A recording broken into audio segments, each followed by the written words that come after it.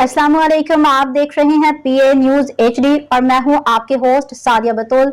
शामिल करते हैं आज की अहम खबरें। गजा में सहयूनी फोर्सेस की बर्बरियत जारी, मजीद 79 फलस्तीनी शहीद। गजा में गुज़श्ता 24 घंटों के दौरान इसराइली हमलों में 79 फलस्तीनी शहीद जबकि 289 जख्मी हो गए हैं। फलस्तीनी वजारत सेहत के मुताबिक मार्च में जंगबंदी के खात्मे के बाद इसराइली हमलों में 5759 फलस्तीनी शहीद हो चुके हैं। जंग बंदी के खात्मे के बाद से इसराइली हमलों में 19,807 अफराद जख्मी हुए हैं।